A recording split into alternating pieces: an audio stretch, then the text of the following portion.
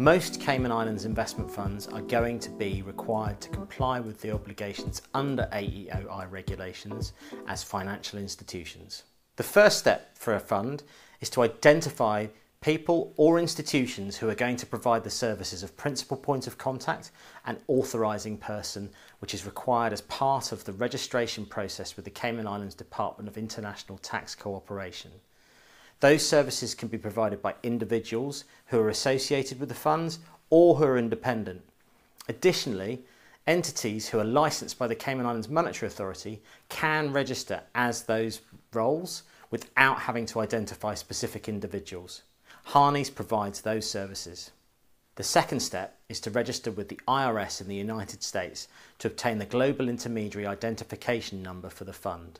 Once that's been done, the fund can then register with the DITC on the DITC's online portal to obtain its financial institution number and set the fund up for its annual reporting requirements.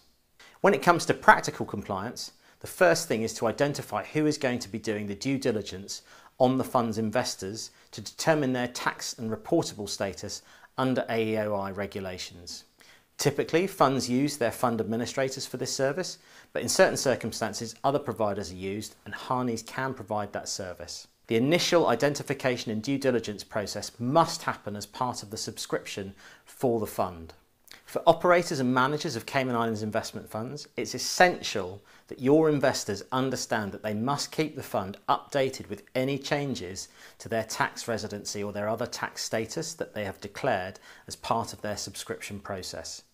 In some circumstances, fund administrators and others do require investors to reaffirm their tax status as part of any redemption or withdrawal payment. Annually, funds must file detailed reports with the Cayman DITC on the DITC's portal. In addition, there is a requirement to file a CRS compliance form giving details about the fund's anti-money laundering and other regulatory status. As a fund concludes operations, it is essential that a final AEOI filing is made up to the date that the last payment is made to investors. This could be the last NAV date, or it could be the date that payments are made. Once a fund has done that, it must dissolve and then file the certificate of dissolution to complete its deregistration on the DITC's portal.